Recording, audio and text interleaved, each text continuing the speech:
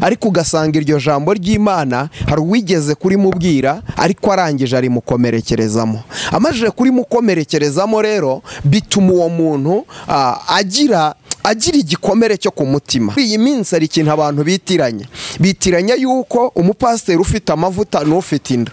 Ubwo ntanda ngo nta mavuta, ngo niba ntaje mparitse Range Rover hariya ngo ubanze uyikamere, njye mbona hari uburyo mubanza kuzikamera arimo ayisohokamo mugahera ku rukweto, nkabona murimo muranogeza ngo urabona iyo congo.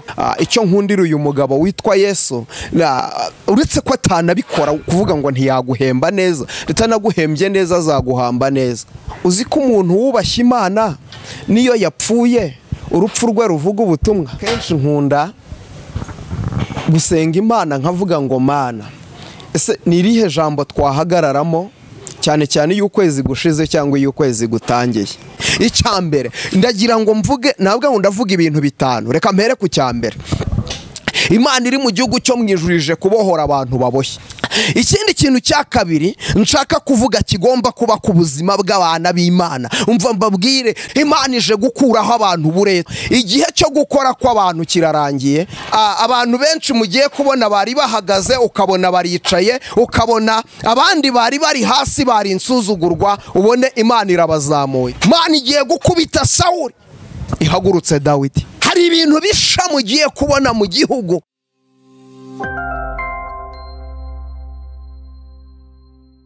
Reka nanjye ngusuzamwe wowe dukurikiye ku Isezerano TV n'iby'agaciro gakomeye cyane kubugarutse kubana natwe umwanya nk'uyu nguyu. Reka nshimire abari hano mu Rwanda, nshimire inshuti zacu ziri Burundi ndetse n'abari muri diaspora mwese, amahoro y'Imana abane namwe. Uyu munsi kuri kamera ndi kumwe na Pastor Emma. Twishimiye kongera kubana nawe. Amen. Pastor ntago twaduherukanye. Ntago twaduherukanye, hari haciyeho agahe, ariko ndashima Imana ko turi amahoro, kandi ndashima Imana ko nabakunzi b'Isezerano TV namwe muri amahoro. Ndabasuhuje mu izina rya Yesu. Amen.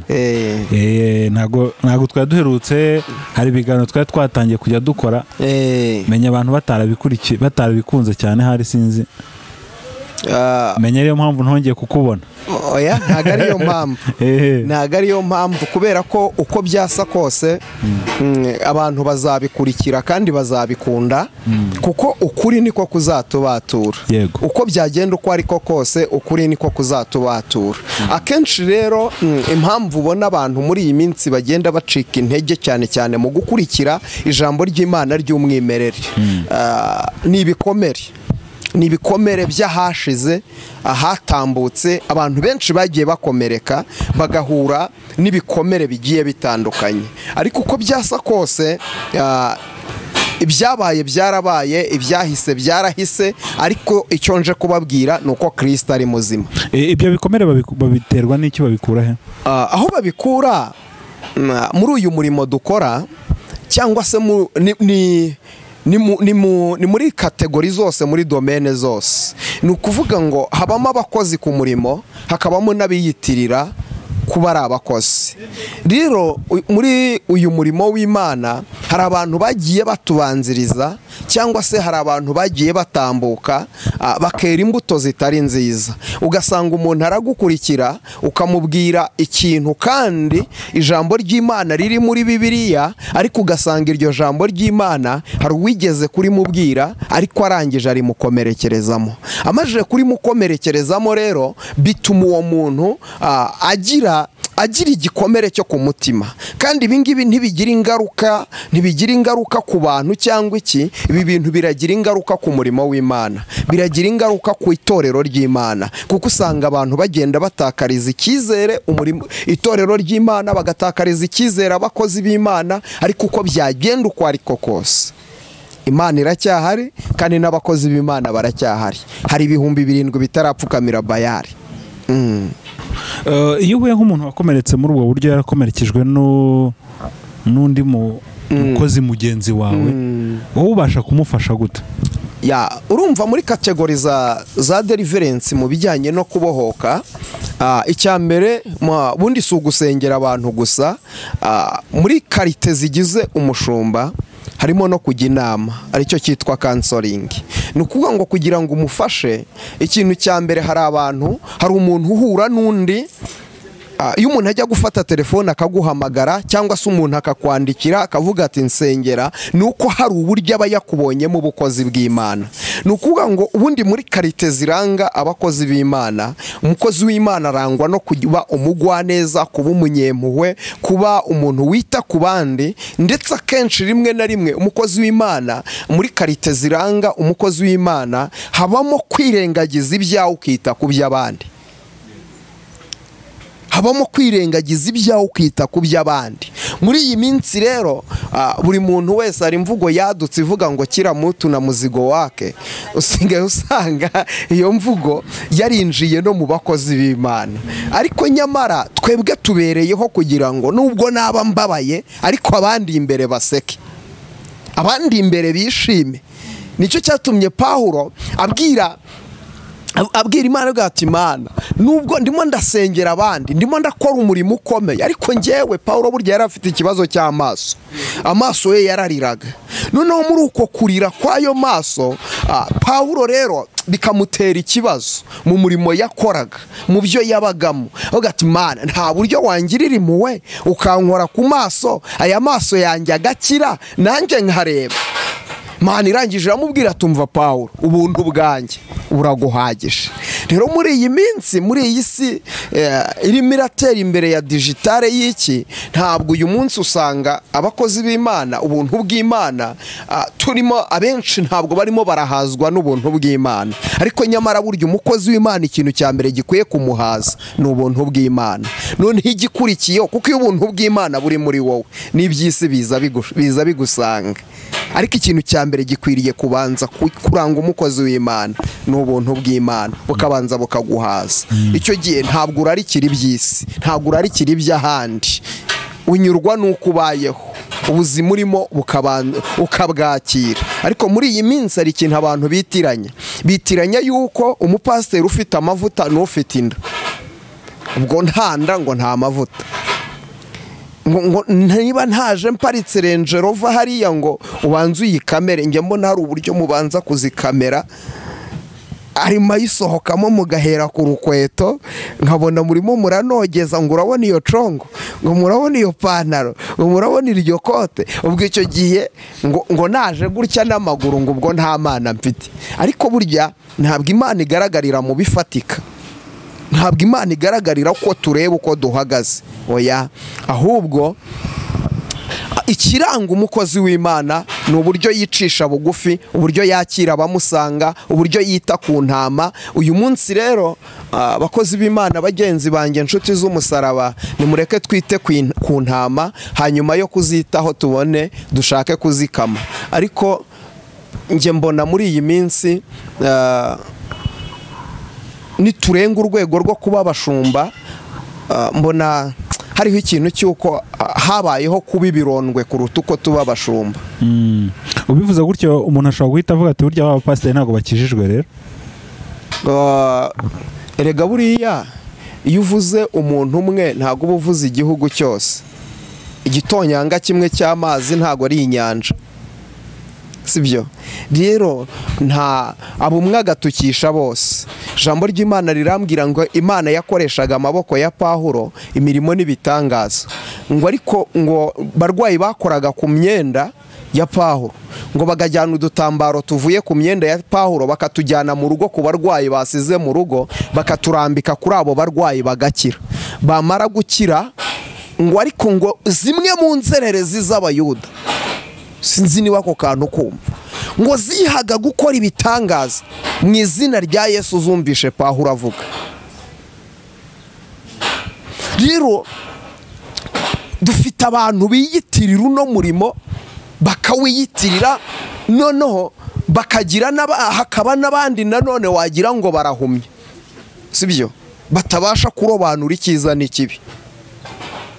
Rero hari abantu biyitirira uno murimo, ngo zimwe mu nzererezi z'Abayuda zihaga kwiyitirira izina rya Yesu uwo bumvishe Pawulo avuga. Bo ntibari bamuzi, ariko ngo dore ikintu cyabaye. Ngo umunsi umwe ngo hari abahungu 7 b'Umuyuda witwaga Sikewa, ngo bagira gutya bajya kwirukana dayimoni mu muntu mu izina rya Yesu bumvishe Pawulo avuga. Noneho ati mu izina rya Yesu umwe twumvishe Pawulo avuga. dayimoni rero ngo abavuye mu muntu abarabakanuriye arabareba ati ariko reka mbabaze basore ati ibyo ngibyo muvuga mubikura he ati dore icya mbere uwo ngo Pawulo muvuga turamuzi na Yesu uwo ngo turamuzi ariko se mwebwe ubundi muri bantu ki uwo Yesu muvuga ninde barakomeza bati mu izina rya Yesu umwe twumvishe Pawulo avuga. So rero uyu munsi hari abantu barimo baravuga amateka n'ubuhamya bw'ibyo bumvanye abandi, bakavuga ibitangaza bumvanye abandi, ndetse bakiyitirira n'ibitangaza bitanabayeho bitanashoboka. Rimwe na rimwe akenshi usanga bari n'inzozi cyangwa se ari ibyo barebye kuri filime. Hari abantu baza kuvuga ibyo babonye muri filime, umuntu agatanga ubuhamya bw'ibyabonye muri filime. none se umuntu azavuga ngo nakoze ibitangaza, ngo urareba, ngo urumva, ngo uriya muntu ni nge wamukijije, ngo yaraje ahangaha, ngo aremaye, ngo arangije, ngo araza ndamukiza. Uzi abantu bafite ubwo burwayi muri iki gihugu no ku isi yose ukuntu bangana, ufite ubwo bushobozi bwo kubakiza wabakijije bikagaragara. Ikintu indwara abantu barwaye niyo kwiyitirira ibitangaza by'Imana bakabyita ibyabo. Uyu munsi ntago abantu, hari akantu kadutse kitwa ngo ni agatwiko. Njya nkumva kuri iyi mihanda wa mungane wanyu iyi mihanda ni hatari, iyi mihanda ariko irahanda. Ngo ni agatwiko, abantu barashaka kwitwikira bo ubwabo, barashaka izina ryabo rimenyekane, ariko ntibashaka izina ry'Imana rimenyekane. Ariko wintinza no kuri abo bantu, by the way, ndashyushye, ndashaka kuvuga Yesu wabambwe. Tukureke wivugire Yesu, kanivugire Yesu. Abantu ndamutse mbavuzeho kuko bajya batubera ibisitaza muri uyu murimo. Ngiye kuvuga ngo batagucumuza. Bancumuje kera, bancumuje kera, nanjye ubu ndi mu bakomeretse. Nawe uri mu bantu bakomeretse, mu bantu bagenda bakomereka, kuko impamvu nkubwira ko uba warakomeretse, hari aho ugeze usanga barahageze, kandi banyaruka kubi ahantu hose ugeze usanga barahageze. Ujya kuvuga ugasanga bo bavuze ibirenze ibyo uri kuvuga. Rero inshuti z'umusaraba, ndagira ngo mbabwire, ihangane niba warakomeretse, si we wenyine, n'abandi barakomeretse. Ariko kimwe cyo, ibi bitubaho kugira ngo bitwigishe, bibaho kugira ngo tumenye, sibyo? Byanze bikunze ukuri niko kuzagira gute, kuzatubatura. Ariko uko bucya bukira, ubona yuko ibintu birimo biragenda bisobanuka, irondo riri kugenda ryivangura n'ibisambo. Hari icyizere ko bizivangura neza, bizivangura neza, ugenda ubona, ukabona nyine na wa wundi washidikanyagaho akakwiyereka neza, ubwo tuko byaza kose ndakubonye ntumbonye, agati ndakubonye undi washidikanyaga, ubwo ati byanze bikunze wanyibye cya gihe, ariko ntabwo uzongera kumbeshya. Ariko nanone ntibibe impamvu yo kuva kuri Yesu. Ni ukuri uyu mugabo witwa Yesu Kristo yaradukamiye, uyu mugabo witwa Yesu Kristo yadukoreye ibikomeye. Nimureke tumuvuge neza, nawe azaduhemba neza. Njya nkunda kuvuga ngo icyo nkundira uyu mugabo witwa Yesu, uretse ko atanabikora kuvuga ngo ntiyaguhemba neza, utanaguhembye neza azaguhamba neza. Neza, nataguhemba neza azaguhamba neza cyane rwose. Hahirwa abapfa bapfiriye mu mwami.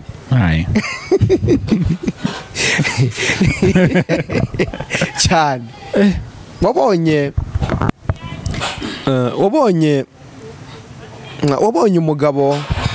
uyu mugabo witwa Yanga, uherutse kwitaba Imana. Imana ikomeze kumutuza heza, kandi ndabizi neza ko ahari ari aheza. Iyo urebye urupfu rw'abakiranutsi, ukareba umuntu wubashye Imana, ukareba uburyo agenda, ukareba uburyo aherekezwa, ukareba uburyo birangira, uzi ko umuntu wubashye Imana niyo yapfuye urupfu rwe ruvuga ubutumwa. Niyo yapfuye urupfu rwe ruvuga ubutumwa.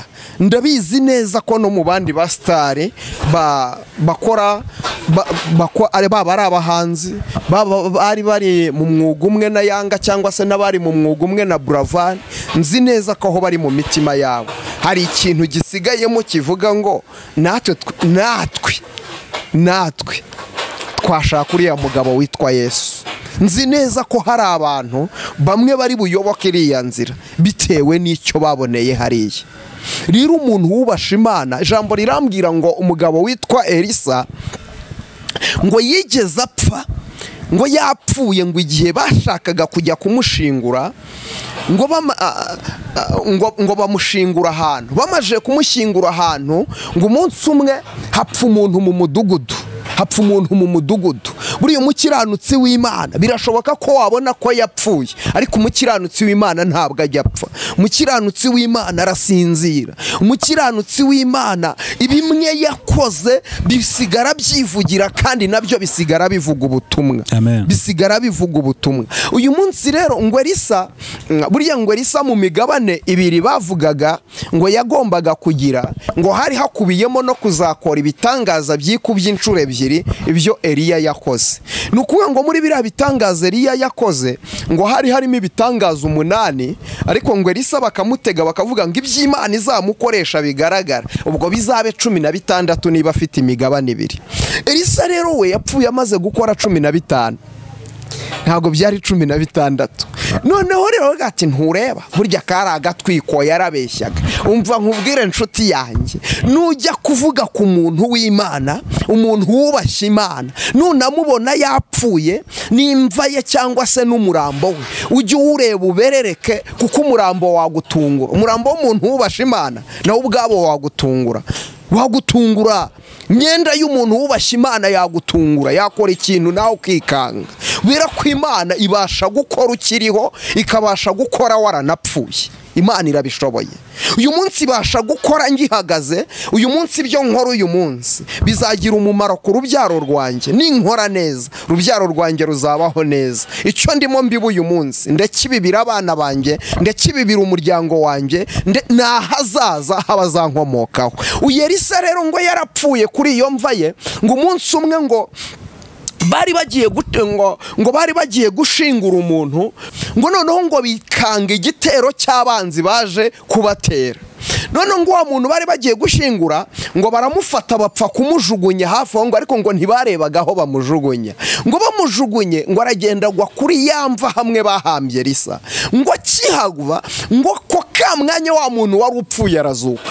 Ngo noneho babandi ngo birukanka barimo bahunga, ngo bahindukiye barebye inyuma basanga wa wundi bari bajugunye naho arimo yirukanka avuga ati nyamuneka mwinsiga nanjye ndi inyuma hafanga. Rero izo ni imbaraga z'Imana zibasha gukora mu wayikoreye, zigakora kiriho cyangwa zigakora yarapfuye. Uyu munsi rero wivuga ngo Imana yacu ntigishoboye, Imana yacu ni inyamaboko, Imana yacu iracyabasha gukora, kandi Imana yacu iracyashoboye, ni inyembaraga. Yego abo muri iyi minsi barayigira inyantege nkeya, ariko Imana yacu irashoboye kandi iriho irahari. Uyu munsi rero wibirebera mu ishusho y'abo bantu cyangwa iki, hari abantu biyitirira Imana. Ibyiyitirira Imana byo ntibizabura, ariko ukuri kw'Imana ntago kuzahera, kuracyahari. Urufatiro rw'Imana n'uyu munsi ruracyahari, rwanditsweho Uwiteka azabe. Aha pastor, urakoze cyane. Ubwo ubuhuguriyemo n'abantu, ahubwo reka twinjire mu butumwa bwacu bw'uyu munsi. Ngira ngo hari ijambo wari watuzaniye. Uyu munsi nzanye ijambo ry'Imana. Uyu munsi nzanye ijambo ry'Imana cyane cyane. Kenshi nkunda gusenga Imana nkavuga ngo Mana, ese ni irihe jambo twahagararamo, cyane cyane iyo ukwezi gushize cyangwa iyo ukwezi gutangiye, duhagarare muri ihe jambo. Uyu munsi rero nzanywe no kubahumuriza. Yego, uyu munsi nzanywe no kubahumuriza. Twinjira mu kwezi kwa 9. Kwinjira mu kwezi kwa 9. Ndaza kuvuga ibintu bigera nko kuri 5. Ibintu bigera nko kuri 5, ariko reka tubanze dusome ijambo ry'Imana. Uyu munsi turasoma ijambo ry'Imana riboneka muri Yeremiya, ibice byaho ni 33 turasoma umurongo wawo wa 14 tugeze 18. haravuze ngo Uwiteka aravuga ati dore iminsi izaza nzasohoza rya jambo ryiza nasezeraniye inzu ya Isiraheli n'inzu ya Yuda. muri iyo minsi no muri icyo gihe nzumburira Dawidi ishami ryo gukiranuka, kandi rizasohoza imanza zitabera no gukiranuka mu gihugu. muri iyo minsi Yuda azakizwa, ni Yerusalemu hazaba amahoro, kandi iri ni ryo zina hazitwa Uwiteka gukiranuka kwacu. icyo nshaka kuvuga ni iki? ndagira ngo mbabwire wowe unkurikiye hano ku Isezerano TV, ndagira ngo nsabe n'abantu wari waraguye, wari waravuye mu byizerwa, wari warasubiye inyuma, wari warateye Imana umugongo. hari abantu bamaze kurambirwa iby'Imana, abenshi bakivuga ngo Imana ntigikora, abenshi bakivuga ngo Imana ngo ntihari. Imana iracyahari kandi iracyicaye ku ntebe y'imbabazi. icyambere ndagira ngo mvuge, nabwo ndavuga ibintu bitanu. reka mpere ku cyambere. Imana iri mu gihugu cyo mwijurije kubohora abantu baboshye. hari abantu baboshye, hari abantu baboshye kandi basenga, hari abantu baboshye kandi baba mu rusengero, hari abantu baboshye kandi bayoboye amatorero, hari abantu baboshye kandi bakora umurimo w'Imana. Imana ije kubohora abantu bayo. irababohora gute rero? zonima Imana y'amahoro itugirire neza. ije kubohora ingoyi zari zarababoshye. izi ngoyi ni izihe? hari abantu baboshywe mu mutima, bamaze kubohwa mu mutima babwirwa amagambo yo kwangwa Imana, bakorerwa ibikorwa bibatera kwanga Imana. ni byinshi cyane byaboshye ubuzima bwawe, ariko ndagira ngo nkubwire, Imana ije kubohora ubuzima bwawe. Imana ije kukubohora ingoyi zakuboshye, amadeni yakuboshye, iminyururu yakuboshye. Imana iri mu gihugu cyo mwijije kukubohora. ndagira ngo mvuge iki kintu, ndagira ngo nkubwire ngo amasezerano tugira mu buzima bwa buri munsi ameze kuyategereza, bimeze nko gutwita k'umubyeyi. bimeze nko gutwita k'umubyeyi utegereza uvuga ngo nzabyara. uyu munsi nawe urategereje ngo isezerano rizasohora, kandi niko kiyabivuze niyo kwizerwa, kuko wavuganye n'Imana ntiwavuganye n'umuntu. iyi ngiyi mwavuganye rero igihe kirageze ngo ibisohoze, kandi biraba ryari? biraba muri uku kwezi kwa 9 niwizera Imana. abantu ikintu babuze kwizera Imana. uko kwizera, uko kubura kwizera kukabajyana mu gukora ibidakorwa. dore icyaha gihagarariye ibindi, ikintu cyitwa kutizera. Evo, wari uzi ko kutizera ariko gutera abantu kujya mu byaha bigiye bitandukanye? kutizera uzi ko ariko kutume abantu mu mitima y'abantu, hari abantu bashaka kwiyahura.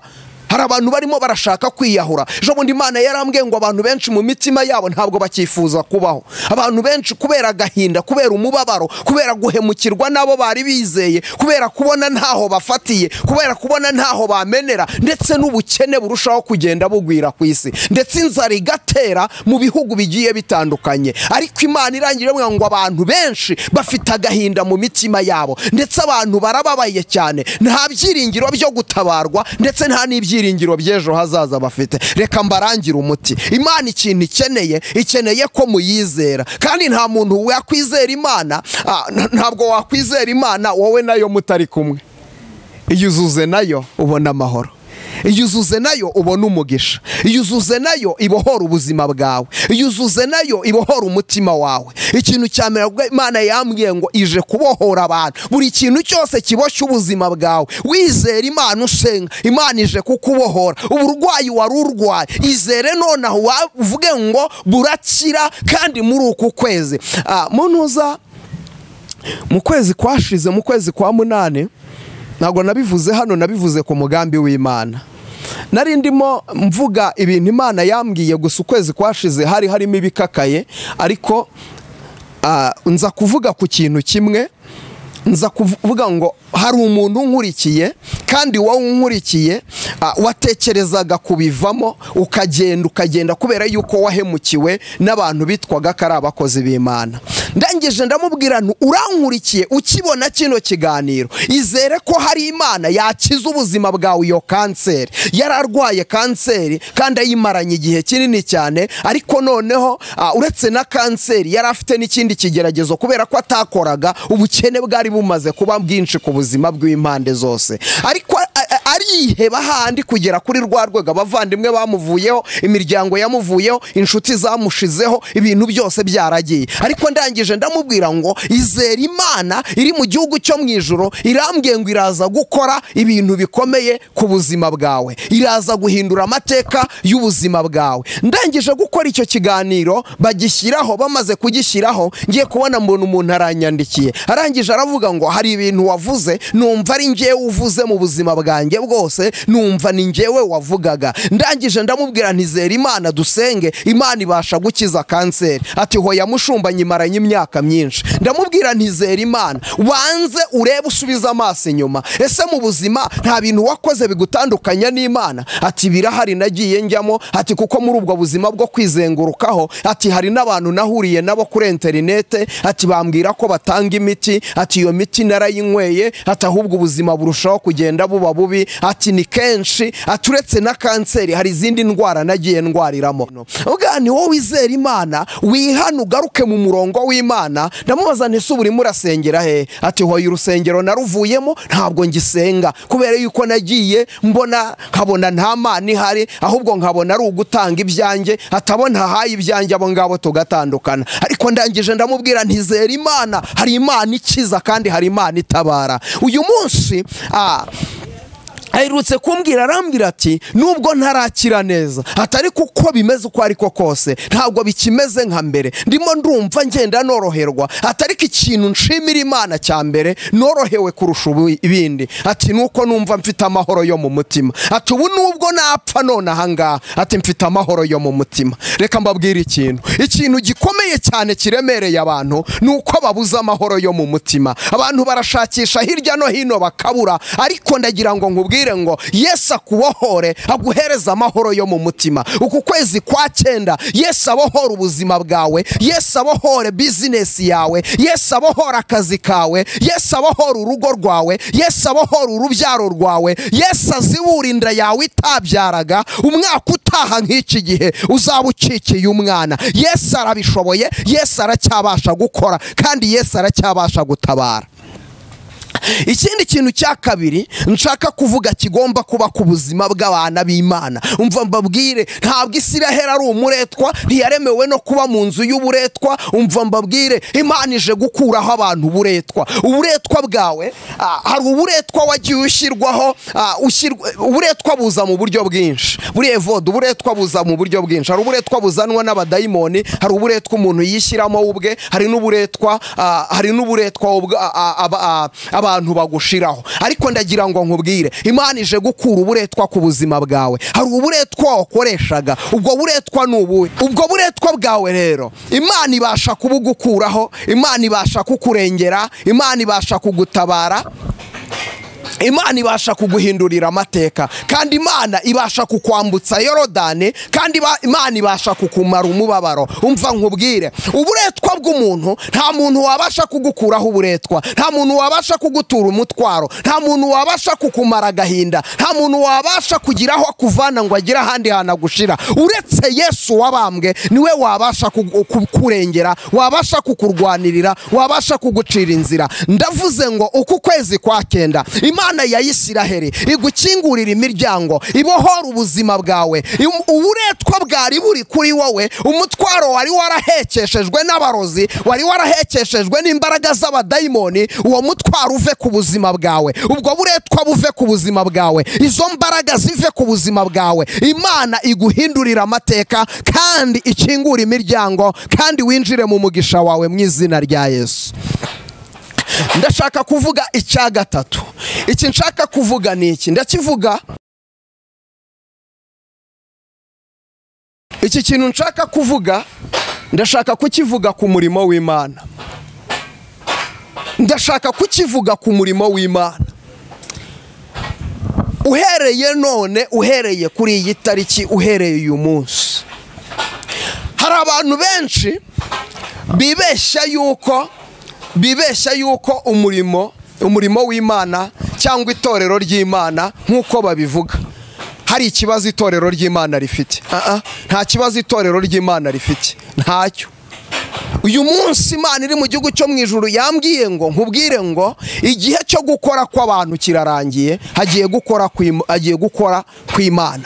Hari abantu benshi mugiye kubona muri iki gihe, abantu benshi mugiye kubona bari bahagaze ukabona baricaye, ukabona abandi bari bari hasi bari insuzugurwa, ubone Imana irabazamuye. Imana iri mu gihugu cyo mu ijuru imanuwe no gushira ku mugaragaro umurimo wayo cyangwa se itorero ryayo, hongere habone ku bubyutse bunini cyane, bwa bubyutse bukangurira abantu ku kwihana, bwa bubyutse bugarura abantu mu itorero, bwa bubyutse bugarura baguye. Hari abantu benshi baguye bagiye kongera bakabyuka, hari abantu benshi basubiye inyuma bagiye kongera bakagaruka, hari abantu benshi batari bakijijwe bagiye gukizwa, hari abantu mwari muzi ari abapagani ariko bagiye gukorera Imana, namwe ubwanyu bikabatangaza. Imana igiye guhagurutsa abakozi bayo, Imana igiye guhagurutsa abantu bayo, Imana igiye guhagurutsa abantu bayo. Umva nkubwire, Imana yagiye guhagurutsa abameze uko umutima wayo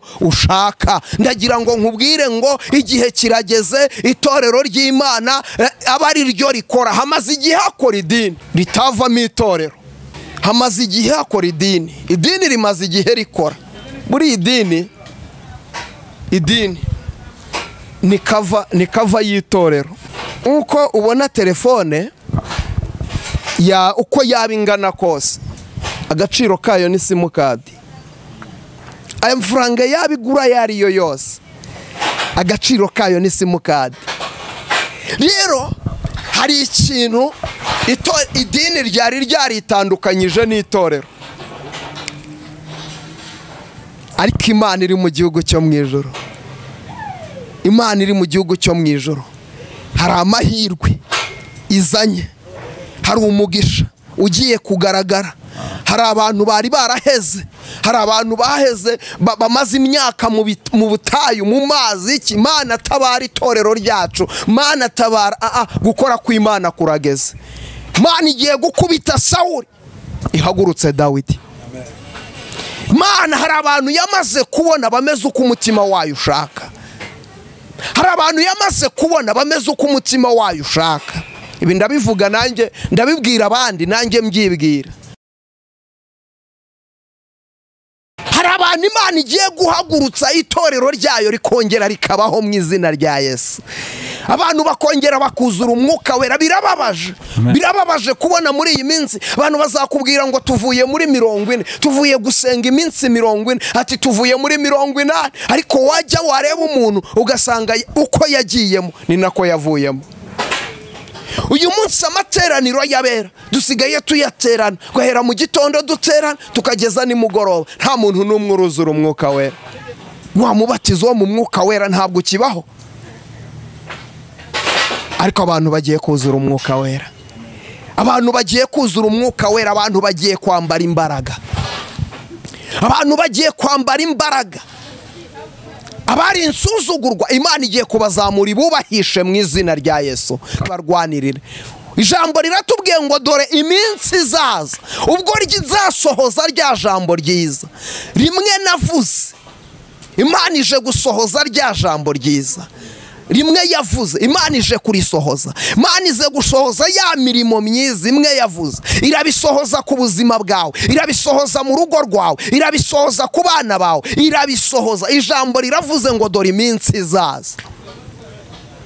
Iyi minsi, iri jambo riravuze ngo muri iyo minsi no muri icyo gihe nzumburira ishami rya Dawidi ryo gukiranuka, kandi rizasohoza imanza zitabera no gukiranuka mu gihugu. Nzumburira ishami rya Dawidi no gukiranuka n'imanza zitabera no gukiranuka mu gihugu.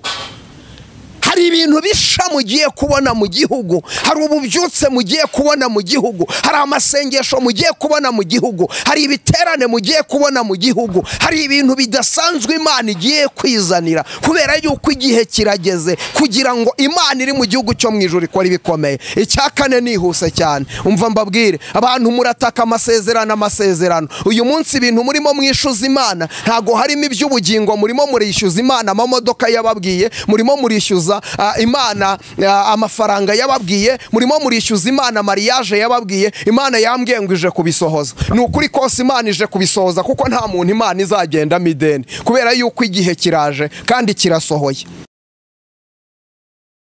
Igihe kiraje kandi kirasohoye. Ubwo nyirimari aje gutwara imari, nyirimari aje gutwara imari, ubwo azaza kuyitwara rero nta muntu n'uyu n'umwe azagirana nawe urubanza. Iyi Mana nta muntu izagirana nawe urubanza. Itegure mariage Imana yakubwiye igiye kuyisohoza, itegura amafaranga Imana yakubwiye igiye kuyaguha. Niyo urimo urashaka Imana igiye kuyaguha, urimo urashaka imodoka Imana igiye kuyiguha. Ariko umva nkubwire, ijambo rirambwira ngo iyaba wari ukiranutse kandi wari uboneye, iyaba wari ukiranutse kandi wari uboneye, byakakugiriye umumaro, kubera yuko wagira umugisha w'inkubwe eshatu. Ijambo rirambwira ngo ingororano y'abantu bubaha Uwiteka, ubukire, icyubahiro n'ubugingo. Iyo niyo ngororano y'abantu bubaha Uwiteka. Ariko kubera yuko ab'isi barimo barashaka iby'isi, kubera yuko isi, abantu isi barayikunze voda. Abantu niba hari abantu babeshya, ni abantu bitwa ko urareba abantu barasaba gati tuzajya mu ijuru kureba hariyo, ati hano mu isi si iwacu. Ariko uzibeshye barimo babiririmba, ukubita ikintu hasi aho ngaho kije gitunguranye, urebe bose bazahita bashaka kwirukanka, kubera yuko ntawe ushaka gutaha, kubera iki isi baracyayikunze. Ni nayo mpamvu ibyo ubona mu rusengero ubona ibi ari ibintu biba biranga, ariko Imana iri mu gihugu cyo mu ijuru. Wiyifata nk'inyantege nke, iracyashoboye. Wiyifata nk'idakora, iracyakora. Zoni mashando w'ibifa iracyakora. Iyi Imana iracyakora, iracyabasha gutabara, iracyabasha kurengera, iracyabasha gukiza. Ijambo ryarambwiye ngo dore ukuboko k'Uwiteka ni kwaheze ngo ananirwe gukora, n'amatwi ye ntiyapfuye ngo ananirwe kumva. Ahubwo ibyaha by'abantu nibyo byanteye kubima amatwi nkabatera umugongo. Rero ndagira ngo nkubwire, nukiranuka Imana izagukorera ibikomeye, nukiranuka Imana izaguteza intambwe, kandi mu mugisha Imana izaguha nta mubabaro uzaburimo, mu mugisha Imana izaguha nta gahinda kazaba karimo. Rero ndagira ngo nihuta nsoze dusenge, nta gahinda kazaba karimo, nta mubabaro uzaburimo. Icyo Imana yavuganye nawe izagisohoza byanze bikunze. Icya gatanu ndimo nsoza, ndagira ngo mvuge iki kintu. Nubwo bimeze gutya, abantu barimo basubizwa, abantu barimo bagira gute, igihe cyo kwezwa ko ntibikuraho ko abantu bakwiriye kwezwa. Abageni baracyataha, abageni baracyataha, kubera yuko turi mu gihe cy'isarura. Isarura rirageze, isarura rirageze. Ariko buri muntu wese aharanire kwezwa, haranira kwezwa, usengere kwezwa, usengere ubugingo bwawe, Uwiteka umwinginge, kubera yuko gutabarwa ko abantu bazatabarwa. Iby'isi abantu muraje mubibone, amafaranga muraje muyabone, umunezero muraje muwubone, ibintu byinshi muraje mubibone. Ariko sengera kwezwa, usengere kwezwa, kubera yuko uyu munsi igihari ndagira ngo nkubwire, turi mu isi y'abapfa, turi mu isi abantu babamo bakagiramo garage. Wabyanga wabyemera, uko waba ureshya, waba umeze uko ariko kose uzapfa, kandi igihe kizagera ugende. Ahubwo gupfa si cyo kibazo, ikibazo ni ukwibaza ngo mpfuye nte kandi ngiye nte. Ibyo ngibyo nibyo ukwiriye kwibaza. Wamara kubyibaza ukavuga ngo birankwiriye ko nkiranuka kandi nkera imbuto zikwiriye abihannye, kandi ibyo simbikore gusa, ahubwo nkaharanira kubana n'abantu bose amahoro. Rero ikindi nimo nsorezaho, Imana yambwiye ngo mbwira abantu baharanire kugira ukuri cyane.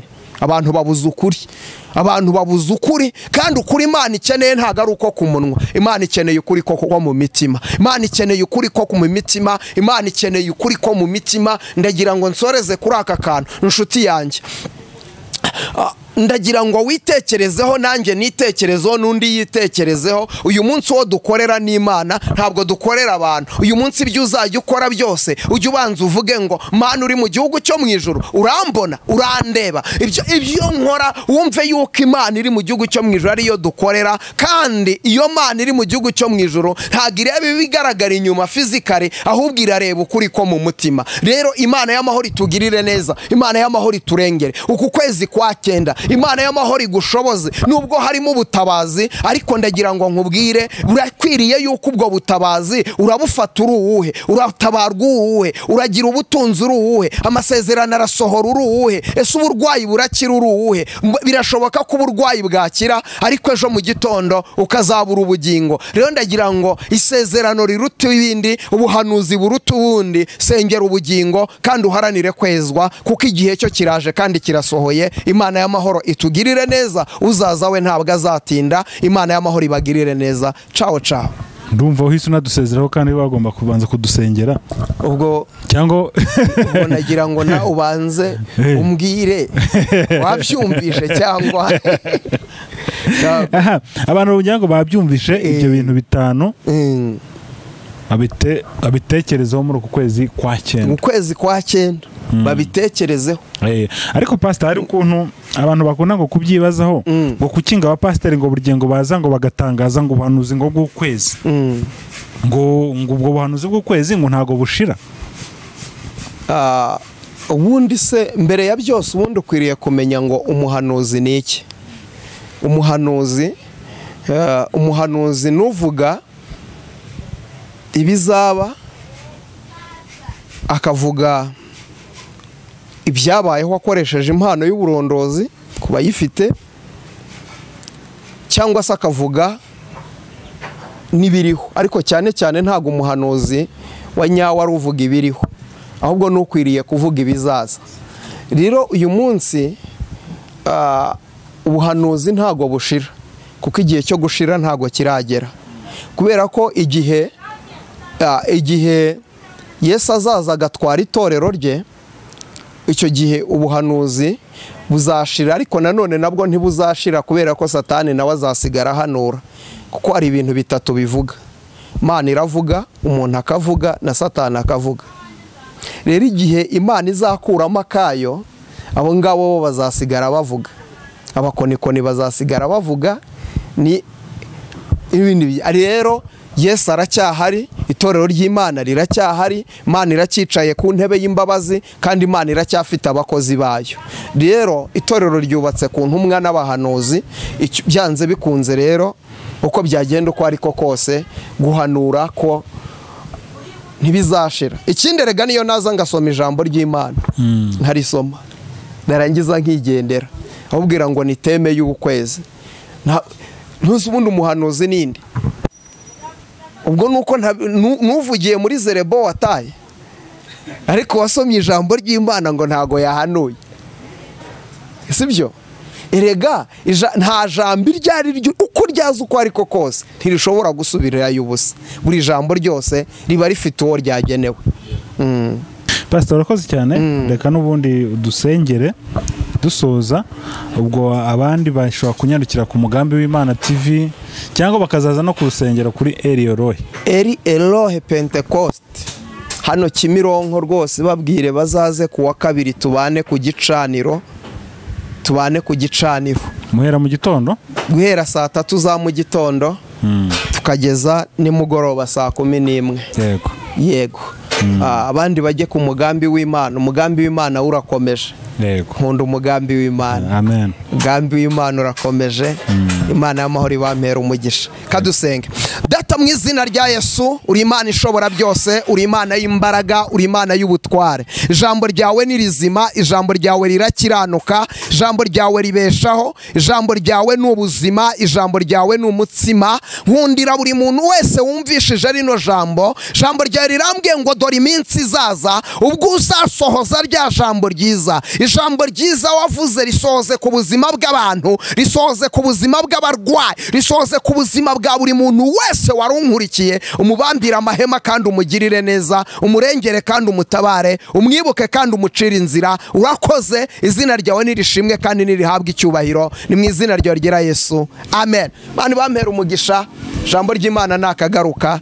Ciao ciao.